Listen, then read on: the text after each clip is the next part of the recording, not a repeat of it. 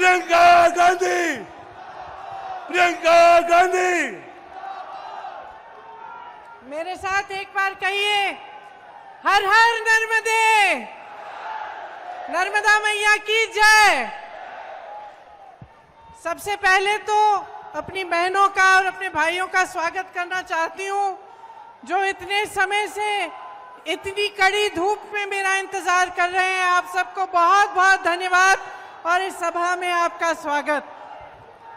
Shri JP Agarwal जी, श्री कमलनाथ जी, श्री दिग्विजय सिंह जी, श्री गोविंद सिंह जी, श्री विवेक तनखा जी, श्री राजमणि पटेल जी, श्री सुरेश पचौरी जी, श्री कांतिलाल भूरिया जी, श्री अरुण यादव जी, श्री अजय सिंह जी, श्री सत्यनारायण पटेल जी, नीलांशु चतुर्वेदी जी, संजय कपूर जी, जीतू पटवारी जी, Jaivardhan Singh ji, youth Congress, महिला Congress, NSUI और सारे कांग्रेस के कार्यकर्ता और जितने भी उपस्थित नेतागण हैं जो मंच पे बैठे हैं, जिनका नाम मैं नहीं ले पाई, उन सबका इस सभा में बहुत बहुत स्वागत। यहाँ आज महाकौशल की पावन और क्रांतिकारी धरती पर खड़े होकर मुझे बहुत गर्व हो रहा है। इस धरती ने क्रांति दूत शंकर शाह जी और रघुनाथ शाह जी जैसे महापुरुष इस देश को दिए। आदि विद्रोही टांट्या भील जी जैसे क्रांतिकारी पैदा किया। इस धरती ने पंडित द्वारका प्रसाद मिश्र जी, सेठ गोविंद दास जी जैसे महापुरुष हमें दिए। इस धरती को, जैसे आपने कहा, संस्कार धानी कहा जाता है। यहाँ ऐसी महिलाएं पैदा हुई जो सत्य के लिए लड़ी, क्रांतिकारी थीं और जिन्होंने इस धरती को और भी गर्वित किया। रानी दुर्गावती जी, रानी अहिल्याबाई, अवंतीबाई लोधी जी, ये उन्हीं की धरती है। आज मेरी बहनें इतनी बड़ी तादाद में यहाँ आई हैं, तो हम सब उनका आशीर्वाद मांगते हैं। और इस धरती ने देश भर में आदिवासी संस्कृति का झंडा बुलंद किया। इसीलिए आज यहाँ खड़े होकर हम आराध्य बड़ा देव जी को प्रणाम करते हैं और उनका भी आशीर्वाद मांगते हैं। देखिए, मध्य प्रदेश सिर्फ भारत का केंद्र नहीं है, भारत का दिल है, भारत की जान है। ये जो संस्कार धानी धरती है आपकी कहलाती जाती है, इसने साहित्य, संस्कृति और हमारी सभ्यता, हमारे संस्कार, इसने हमारे देश को दिए हैं। इन्हीं संस्कारों के आधार पर हमारा संविधान बना और ये जो आधुनिक भारत है, इन्हीं संस्कारों के आधार पर आगे बढ़ा। आज जब मैं नर्मदा पूजन करने गई तो मैं सोच रही थी कि यहाँ इस नर्मदा मैया से, इस धरती से सदियों से, शायद हजारों सालों से करोड़ों लोगों की आस्था जुड़ी हुई है। और क्या है ये आस्था जो हम सबको यहाँ लाती है?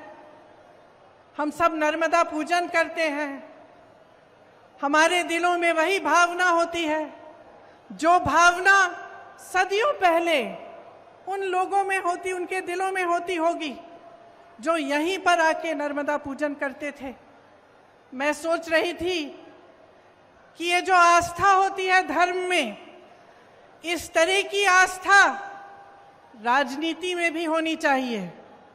इस तरह की आस्था नेताओं के दिलों में, जनता के प्रति, देश प्रदेश के प्रति होनी चाहिए। और जिन्होंने हमारी स्वतंत्रता की लड़ाई लड़ी, मैं दावे के साथ कह सकती हूं कि उनके दिलों में इस तरह की आस्था थी। सब कुछ न्यौछावर करके, कभी कभी कुछ लोगों ने अपना जीवन दान दिया, कुछ लोगों ने अपने जितने भी घर थे, सब जितना भी उनके का धन था, सब कुछ दान दिया और हमारी स्वतंत्रता की लड़ाई में लड़े। तो वो तो इसलिए कर पाए क्योंकि उनके दिलों में एक आस्था थी, भारत के लिए, भारत की जनता के लिए, हमारी स्वतंत्रता के लिए, हमें आगे बढ़ाने के लिए। तो आज की राजनीति में वो आस्था क्यों नहीं है?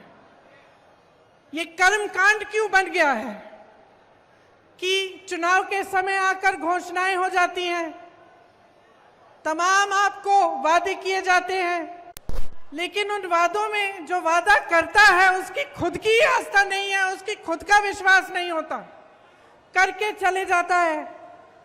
चुनाव हो जाता है, चुनाव जीत भी जाते हैं बड़े बड़े वादे करके, घोषणाएं करके, लेकिन उसके बाद उनको पूरा करने की कोई कोशिश नहीं होती। तो आज यहाँ खड़े होकर, इस संस्कारधानी धरती पर खड़े होकर, मैं आपको याद दिलाना चाहती हूँ एक पुरानी राजनीति की, जिसमें हमारे नेता जो कहते थे वो करके दिखाते थे, जिसमें हमारे नेता सब कुछ न्यौछावर करके आपके लिए दिन रात एक करते थे। आपकी सेवा सर्वोपरि होती थी उनके दिल में, उनके दिमाग में। और मैं कहना चाहती हूं कि जो आपके साथ पिछले 18 सालों से हो रहा है वो गलत हो रहा है, क्योंकि आपका इस्तेमाल हो रहा है, शोषण हो रहा है। आपके सामने आकर तरह तरह के वादे, तरह तरह की घोषणाएं होती हैं और उनको पूरा नहीं किया जाता। धन बल को लेकर, धनादेश के बल पर जनादेश को कुचला जाता है। आपको याद है, यहां पिछले चुनाव में हमारी सरकार बनी थी, आपने बनाई थी, लेकिन जोड़ तोड़ करके, पैसे लगाकर, हर तरह की चीजों को करके भाजपा के नेताओं ने हमारी सरकार तोड़ी और अपनी सरकार बना दी। चलिए, भाजपा की सरकार बन गई, कुछ अच्छा करके दिखाते तो कम से कम कुछ फायदा होता आपका।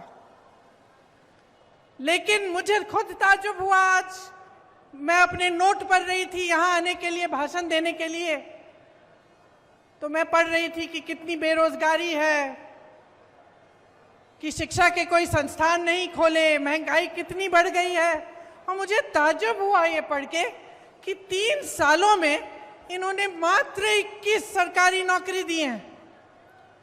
तो मैंने अपने ऑफिस को फ़ोन किया, मैंने कहा ये गलत होगा, सही नहीं हो सकता ये आंकड़ा, इसको चेक करो, क्योंकि मैं मंच पे बोलूँगी तो गलत चीज़ नहीं बोलनी चाहिए मुझे। मैंने 3 बार ये आंकड़ा चेक कराया और 3 बार ये जवाब आया कि ये सही आंकड़ा है, कि 3 सालों में मात्र 21 नौकरियां दिलवाई हैं। ये किसकी सरकार है और कैसे चल रही है? और आप अगर आज जागरूक नहीं होंगे और आप ये समझेंगे नहीं कि ये जो रिश्वत राज चलाया है इन्होंने, जिसकी वजह से जब आपको कुछ चाहिए होता है, चाहे आप नौकरी के लिए जाते हैं, चाहे आप छोटे से छोटे काम कराने के लिए निकलते हैं, तो आपको रिश्वत देनी पड़ती है। तो ये जो रिश्वत राज है इनका, जो घोटाला राज है इनका, इसको अगर आप आज बंद नहीं करेंगे तो आपके भविष्य को क्या होगा? ये सवाल आप अपने आप से पूछिए। घोटाले पे घोटाला हो रहा है यहाँ मध्य प्रदेश में। राशन का घोटाला, स्कॉलरशिप का घोटाला, व्यापम घोटाला, शिक्षक पात्रा भर्ती घोटाला, पुलिस भर्ती का घोटाला, खनन घोटाला, कोरोना घोटाला, बिजली विभाग का घोटाला, ई टेंडर का घोटाला, टीवी सेट वितरण का घोटाला, कितने सारे घोटाले हैं। इतनी लंबी लिस्ट है घोटालों की कि जो मोदी जी ने वो गालियों वाली लिस्ट निकाली, उससे लंबी तो ये लिस्ट है।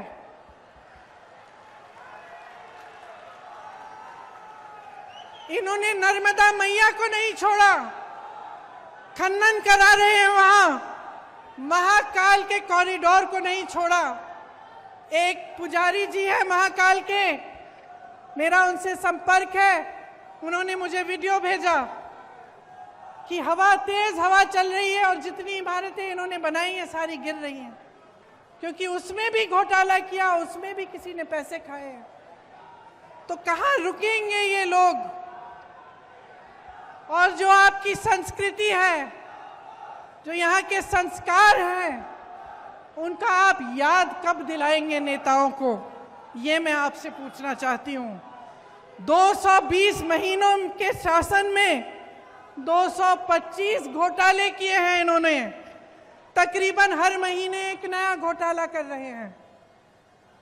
इससे आपके जीवन पर क्या असर पड़ता है, कभी आपने सोचा है? हम सब कहते हैं, टीवी पे देख लेते हैं कि चलो घोटाला हो रहा है, कोई पैसे कमा रहा है, कहीं पे कोई नेता अपना बड़ा बड़ा महल बना रहा है, तो हम ये भी सोच सकते हैं भाई हमारा क्या, वो कमा रहा है, ठीक है कमा रहा है। लेकिन इसका बहुत बड़ा असर आप पे पड़ता है। जो भ्रष्टाचार होता है, इसका सबसे बड़ा असर पब्लिक पर ही पड़ता है, क्योंकि जहाँ पे सरकार का ध्यान होना चाहिए, मंत्रियों का ध्यान होना चाहिए, वहाँ से ध्यान हटता है। सिर्फ जब लूट और सत्ता में ध्यान रहता है तो पब्लिक का ध्यान नहीं रहता। जहाँ विकास के कार्य करने पड़ते हैं, पैसे उनमें डलने चाहिए, पूंजी उसमें डलनी चाहिए, वो नहीं डलती। जब अपने लिए पैसे लूटने में पड़ जाते हैं नेता, तो पब्लिक पीछे छूट जाती है, आपकी ज़रूरतें पीछे छूट जाती हैं, और जो कार्य होने चाहिए आपके लिए वो नहीं होते। 18 सालों से ये सत्ता में है, तो आप सोचिए, जब इतने सालों से कोई सत्ता में रहता है तो एक आलस सा हो जाता है। वो सोचता है कि वो कभी सत्ता छोड़ने वाला नहीं है, कि वो निकलेगा नहीं सत्ता से, और ये इनके व्यवहार में स्पष्ट दिखने लगा है। जैसे कुछ दिनों पहले यहाँ आकर उन्होंने एक महिलाओं के लिए एक अनाउंसमेंट की, तो इसलिए की क्योंकि 6 महीने में चुनाव आ रहा है। भाई तुम्हारी 5 साल से सरकार थी, 3 साल से तुम चले आ रहे हो, सरकार चला रहे हो, तो तुमने ये घोषणा पहले क्यों नहीं की? इस समय करने की क्या जरूरत है? तो ये इनका व्यवहार दिखा रहा है हमें कि ये सब कर्मकांड है। इनके दिलों में आपके लिए कोई आस्था नहीं है, कोई विश्वास नहीं है अपनी ही बातों पर। यहाँ आकर घोषणाएं करते हैं, उन्हें पूरा नहीं करते। बड़ी बड़ी बातें होती हैं, डबल इंजन, ट्रिपल इंजन की बातें होती हैं। बहुत देख लिए हमने डबल इंजन और ट्रिपल इंजन की सरकारें। हिमाचल में भी ये कहते थे, कर्नाटका में भी ये कहते थे, और जनता ने दिखा दिया इनको कि ये डबल इंजन की बातें बंद करो, ये दिखाओ, नहीं तो आपको हम निकाल देंगे। तो आज आपके प्रदेश में कमर तोड़ महंगाई है। मैं जानती हूँ, मेरी बहनें यहाँ बैठी हैं, कितना संघर्ष करती हैं आप। मैं जानती हूँ कि सुबह से शाम तक आप काम करती हैं, और मेरे भाइयों बुरा मत मानना, लेकिन मैं महिलाओं में कहूँगी कि महिलाएं थोड़ा आपसे ज़्यादा काम करती हैं, क्योंकि आप खेती में काम करते हैं या मजदूरी करते हैं तो घर आके आप आराम से लेटते हैं। महिलाएं बाहर जाती हैं, काम करती हैं, मजदूरी करती हैं, या कोई नौकरी करती हैं, या ऑफिस में ही बेशक काम करती हैं, तो घर आके भी काम करती हैं। और जब तक घर का काम ख़त्म नहीं होता, जब तक सब सही सलामत नहीं होते, सबने खाना नहीं खाया होता, तब तक सोती नहीं है। इसीलिए मेरे दिल में एक खास जगह है अपनी बहनों के लिए, और मैं जानती हूँ कि महंगाई का बोझ सबसे ज़्यादा आप उठा रही हैं। गैस सिलेंडर को तो इतना महंगा कर लिया है कि खरीद नहीं पाते, भरवा नहीं पाते। आप सब्जी खरीदने के लिए दुकान जाती हैं तो आधी चीजें आप बगैर खरीदे ही वापस आ जाती हैं। और महंगाई की मार सिर्फ महिलाओं को नहीं लेकिन सबको है। किसानों को देखिए, पेट्रोल डीजल के दाम इतने बढ़ गए हैं, जो भी इस्तेमाल करना पड़ता है, चाहे खाद हो चाहे कुछ भी हो, सब महंगा पड़ गया है।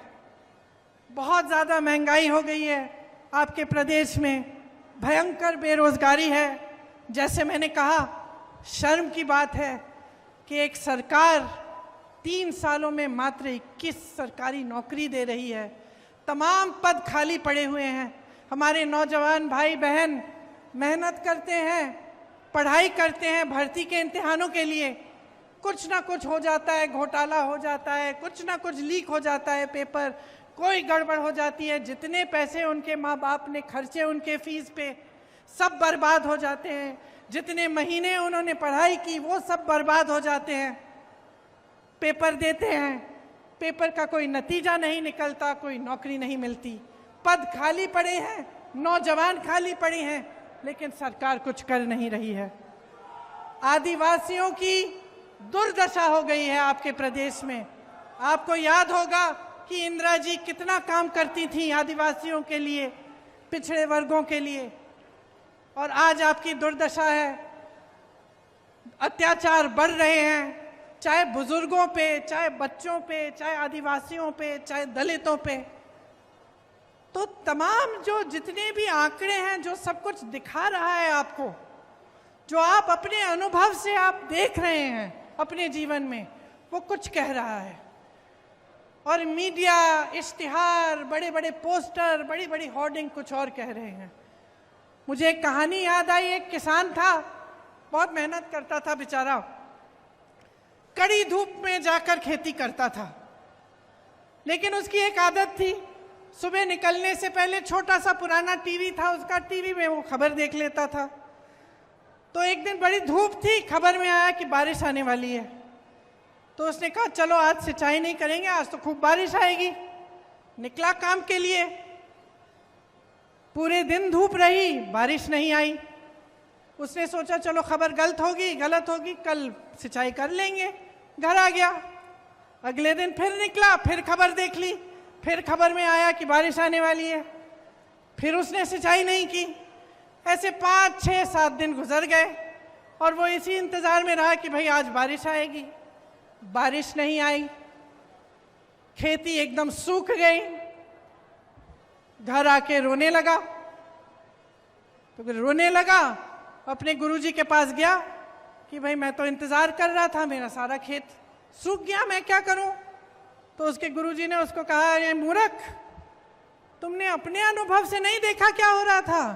तुम्हारे सामने तुम्हारा खेत सूख रहा है और तुम इंतजार कर रहे हो कि बारिश आएगा क्योंकि खबर ने कह दिया। तो यही तो हो रहा है आज देश में, प्रदेश में। महंगाई बढ़ गई, बेरोजगारी बढ़ गई, अत्याचार बढ़ रहे हैं, आपस में फूट बढ़ रहा है, और आपको बताया जा रहा है कि कोई सुनहरा दौर चल रहा है। आप गैस का सिलेंडर खरीद नहीं सकते, आपके बच्चों को नौकरी नहीं मिल रही है, शिक्षा का एक नया संस्थान नहीं बनाया गया, सड़कें आपकी पुरानी पड़ी हुई हैं, कोई व्यवस्था नहीं है, खाद की व्यवस्था नहीं है, पानी की व्यवस्था नहीं है, लेकिन आपको बताया जा रहा है कि बारिश आने वाली है। आपको बताया जा रहा है कि सुनहरा दौर है। मोदी जी G20 कर रहे हैं, हमें बहुत गर्व होना चाहिए अपने देश पे। लेकिन आपके सामने, आपकी आंखों के सामने क्या हो रहा है, उसके प्रति आप जागरूक कब होंगे? आप कब देखेंगे कि इन 3 सालों में इस भाजपा की सरकार ने आपके लिए क्या किया? यहाँ पे जितने भी नौजवान हैं, हाथ उठा के मुझे बताओ कितनों को नौकरी मिली है। अगर उन 21 बच्चों में से एक है तो हाथ उठा लो भाई, उठाओ। नहीं मिली? नहीं मिली नौकरी किसी को? आप एक जना हाथ उठा के बता दे मुझे कि क्या आपका जीवन सुधरा है? 3 सालों में तरक्की हुई है आपकी? आप ये मुझे बता दीजिए कि महंगाई बढ़ी है कि घटी है? बढ़ी है ना। किसान इस देश की रीढ़ की हड्डी है। ये देश किसानों ने बनाया है। ये जितने भी जवान यहाँ खड़े होते हैं, जो हमारी सरहद पे खड़े होकर हमारी रक्षा करते हैं, किसान के बेटे हैं। किसान के लिए सरकार ने कुछ नहीं किया। फसल का दाम नहीं मिलता, गेहूं, धान, सोयाबीन, सब्जियों का दाम नहीं मिलता। 4000 करोड़ का घोटाला तो इन्होंने अपने ओलावृष्टि के फसलों में, जब फसल बर्बाद हुई थी तो जो आपको मुआवजा मिलना था उसमें इन्होंने 4000 करोड़ का घोटाला कर डाला। किसान को मुआवजा नहीं मिला, इन्होंने फर्जी मुआवजे बांट दिए। तो देखिए, चाहे किसान हो, चाहे मेरी आदिवासी बहन भाई हो, जिनके खिलाफ अत्याचार बढ़ रहा है, जिनको कोंदो कुटकी और अन्य उपज का दाम नहीं मिलता, जिनको वन अधिकार नहीं मिलता, चाहे मेरी बहनें हो, चाहे प्रदेश के नौजवान हो, किसी के लिए कुछ नहीं हो रहा है। ये सरकार चली है तो घोटालों के लिए चली है, भ्रष्टाचार करने के लिए चली है। और जैसे हमने भाजपा के नेताओं को पूरे देश भर में देखा है, सत्ता के लिए कुछ भी कर डालेंगे। मुझे अफसोस है कि मध्य प्रदेश के हमारे भी कुछ ऐसे नेता थे जो सत्ता की वजह से छोड़ के चले गए, अपनी विचारधारा भूल गए। तो अब देखिए, आपके प्रदेश के मुख्यमंत्री घोषणावीर जी हैं। 18 सालों में इन्होंने 22,000 घोषणाएं की। अगर 22,000 नौकरियां ही दिलवा देते तो कुछ फायदा होता है इनका, लेकिन इन्होंने कुछ नहीं किया। जितनी घोषणाएं की उनमें से 1% शायद पूरी होंगी। तो सच्चाई आपके सामने है। ये जबलपुर शहर है, आप सब जानते हैं, देश प्रदेश चलाने के लिए देखिए एक विजन चाहिए होता है, एक नजरिया होना चाहिए, एक इच्छा होनी चाहिए निर्माण करवाने की। इस शहर में जितने काम कराए गए थे, जो कांग्रेस की सरकारों ने कराए, वो एक नजरिए के साथ कराए, आपके विकास को लाने के लिए। जवाहरलाल नेहरू जी, उन्होंने देश में आईआईटी जैसे बड़े संस्थान बनाए। इंदिरा जी ने हरित क्रांति कराई। राजीव जी ने आधुनिक भारत के लिए काम किया। मनमोहन सिंह जी ने बहुत काम किया भारत को आगे बढ़ाने के लिए। एक नजरिया था उनके दिल में, उनके मन में एक नजरिया था कि देश को कैसे आगे बढ़ाना है। आज जो हम काम कर रहे हैं उसका 15-20 सालों में, 25 सालों में क्या असर पड़ेगा। तो जबलपुर एक ऐसी शहर है जो उस नजरिए को लेकर उसका निर्माण हुआ। यहाँ पर ऑर्डिनेंस फैक्ट्रीज होती थी, आज बंद होने के कगार पे हैं। सरकारी कर्मचारियों का यहाँ पे बहुत सारे सरकारी कर्मचारी हैं, आर्मी के लोग हैं, रेलवेज में काम करने वाले लोग हैं, प्रबुद्ध जीव हैं बहुत सारे जबलपुर में। और आज देखिए कि आपके जबलपुर का क्या हाल है। सरकारी नौकरियां जो हैं उनका क्या हाल है। एक देखिए, सरकारी नौकरी इसलिए लोग लेते थे क्योंकि उनको लगता था कि कम से कम जीवन भर हम नौकरी करेंगे, उसके बाद हमारी कोई सिक्योरिटी होगी, सुरक्षा होगी, हमें पेंशन मिलेगा। आज ये स्थिति है कि पूरे देश भर में सरकारी कर्मचारी रो रहे हैं कि हमें पुराना पेंशन वापस दे दीजिए, हमें ये नया पेंशन नहीं चाहिए। और उनकी कहीं भी कोई सुनवाई नहीं है।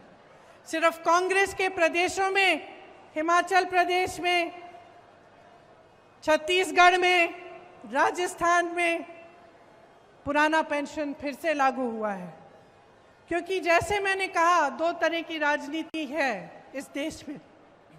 एक जो आप में आस्था रखती है, विश्वास रखती है पब्लिक में, और एक जो सत्ता में आस्था रखती है। तो जो सत्ता में आस्था रखते हैं वो कभी आपकी सुनवाई नहीं करेंगे।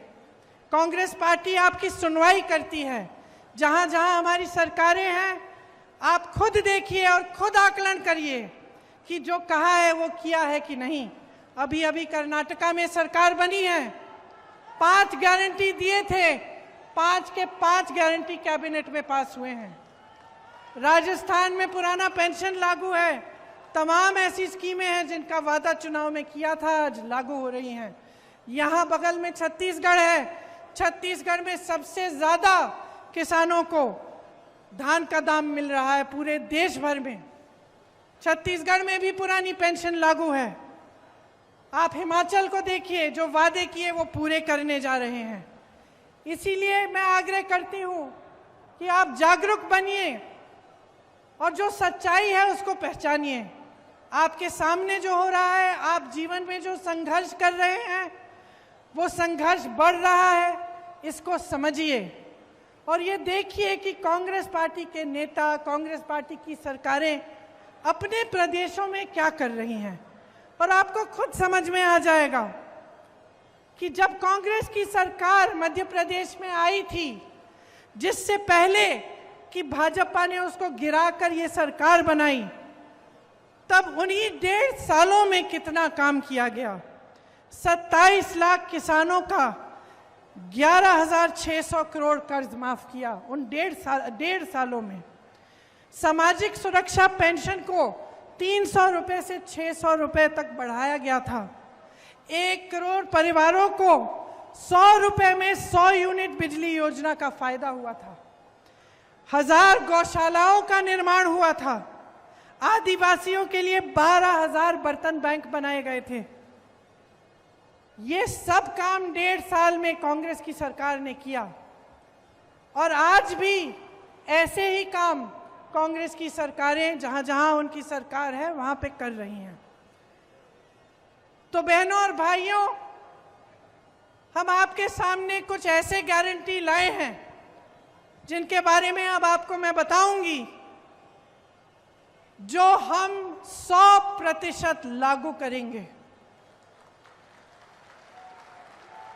ये मेरा वादा है आपको। यही वादा मैंने कर्नाटका में किया, यही वादा कर्नाटका के नेताओं ने किया, राहुल गांधी जी ने किया, और कर्नाटका की सरकार बनते ही उस कैबिनेट ने पास किया हुआ है। हर महीने महिलाओं को 1500 रुपए प्रति माह दिलवाया जाएगा।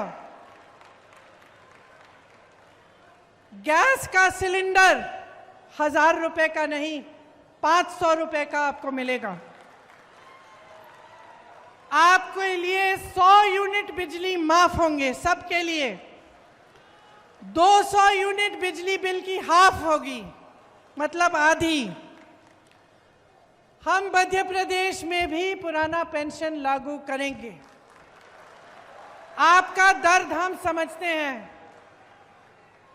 कर्मचारियों का दर्द हम समझते हैं।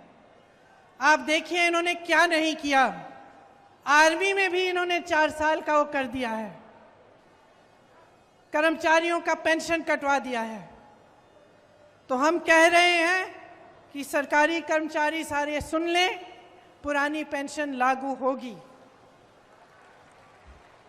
जो किसान कर्ज माफ करने का काम हमने शुरू किया था, उसको पूरा करेंगे, और जो बचे हुए किसान हैं उनका ऋण माफ किया जाएगा।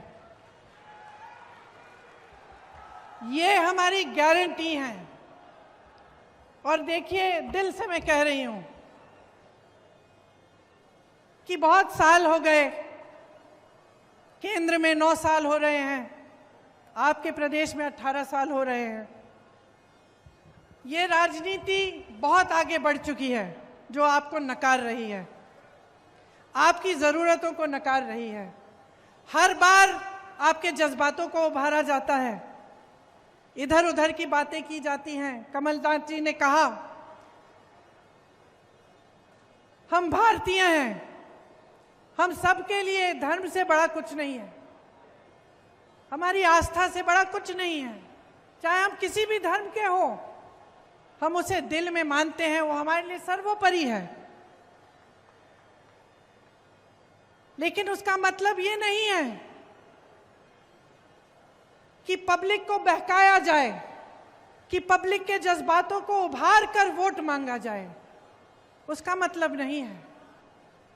और अगर नेता ऐसा कर रहा है या एक राजनीतिक दल बार बार ऐसा कर रहा है कि चुनाव का समय आया, आपके जज्बात उभार दिए, आपकी काम की बात नहीं की, तो आप उनकी आदत बिगाड़ रहे हो। वो तो है ही बिगड़े, क्योंकि आपको बार बार जज्बातों पर उकसा रहे हैं लेकिन आपका काम नहीं कर रहे हैं। लेकिन आप बिगाड़ रहे हो क्योंकि आप बुरी आदत डलवा रहे हो। उस नेता को कभी ये एहसास नहीं होगा कि अगर वो आपका काम नहीं करेगा तो उसको सत्ता छोड़नी पड़ेगी। समझ रहे हैं आप मेरी बात? आपको समझाना पड़ेगा, दिखाना पड़ेगा नेताओं को, और उसमें हम सब शामिल हैं कि अगर हम आपका काम नहीं करें और चुनाव के समय आपके जज्बात उभारने की बात कर लें, या आपको किसी जैसे आप जज्बाती मामले पे आपको उकसा दें और फिर उसके बल पर आपके वोट लेके सत्ता में बैठ जाएं, लेकिन फिर आपकी बिजली हम ना दिलवाएं, आपका विकास हम ना करवाएं, आपकी सड़कें ठीक नहीं हो रही हैं, आपके बच्चों के लिए शिक्षा के मौके नहीं दिलवा रहे हैं, नौजवानों को रोजगार नहीं दिलवा रहे हैं और सिर्फ सत्ता के मजे ले रहे हैं, तो आपको सबक सिखाना पड़ेगा। तो मैं कहना चाह रही हूं कि 18 साल हो चुके, 18 साल में आपने सब कुछ देख लिया। अगर किसी इंसान ने 18 साल में अपनी असलियत आपको नहीं दिखाई और आपको ये पता नहीं चला कि वो आपका काम नहीं करने वाले हैं, तो शायद कभी नहीं पता चलेगा। अब 18 सालों में आपने सब कुछ देख लिया, घोषणाएं देख ली, असलियत देख लिया, टीवी में विज्ञापन देख लिए, असलियत देख लिया, बड़ी बड़ी होर्डिंग देख लिए, बड़े बड़े इवेंट देख लिए और सच्चाई देख ली।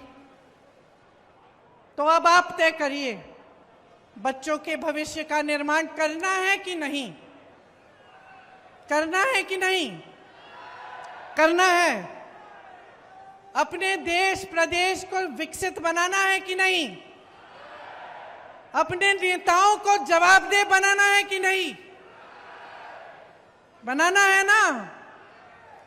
तो मन बना लीजिए, मन बना लीजिए। 6 महीनों में चुनाव है, 6 महीने हैं सोचने के लिए, समझने के लिए, और जो आपने 18 सालों में देखा है उसका आकलन करने के लिए 6 महीने हैं ये समझने के लिए, देखने के लिए कि कांग्रेस की सरकारें क्या कर रही हैं अपने प्रदेशों में।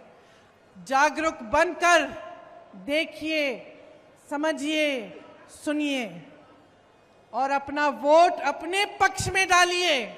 एक ऐसी राजनीति को बनाइए अपने देश में, अपने प्रदेश में, जो आपके प्रति जवाबदेह बने।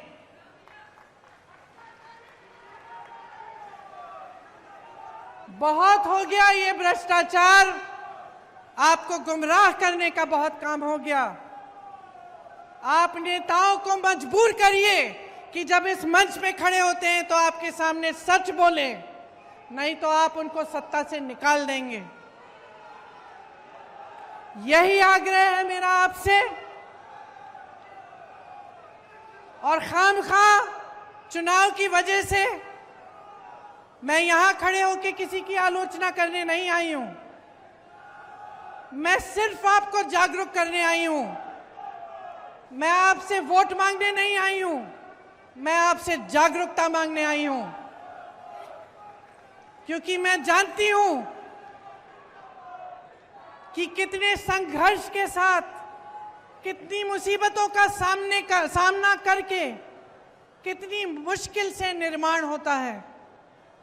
किसी चीज को बनाने में क्या नहीं लगता, खून पसीना लगता है। मेरे परिवार के सदस्यों ने खून दिया है इस देश को बनाने के लिए। तो मैं जानती हूं कि निर्माण में कितना संघर्ष है और मैं जानती हूं कि सत्ता को भोगना कितना आसान है। मुझे दिखता है कि क्या हो रहा है और मैं चाहती हूं कि जो मुझे दिख रहा है वो आपको भी दिखे, सच्चाई दिखे, और सच्चाई के आधार पर, अपने भविष्य के आधार पर, अपने देश और अपनी देश के प्रति आस्था और भक्ति के आधार पर आप अपना वोट डालें। इसलिए आज हमारे प्रचार का, शायद हमारी प्रचार का शुरुआत है। मैं बहुत सौभाग्य की बात मानती हूं कि ये शुरुआत नर्मदा मैया के तट पर हुआ।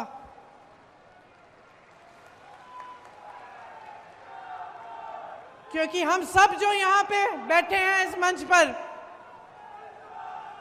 नर्मदा मैया के तट से आए हैं। हम झूठ नहीं बोलेंगे आपके सामने।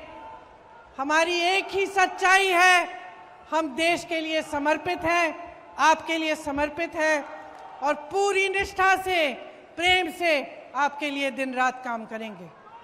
आप सबको बहुत बहुत धन्यवाद कि आपने मेरी कुछ लंबी बातों को इतने ध्यान से सुना। मेरी आशा है कि इन पर ध्यान में आप घर जाकर भी देंगे और थोड़ा समझने की कोशिश करेंगे कि आपकी भलाई के लिए ही मैंने ये सब बातें कही। बहुत बहुत धन्यवाद। जय हिंद, जय हिंद, जय हिंद। जगत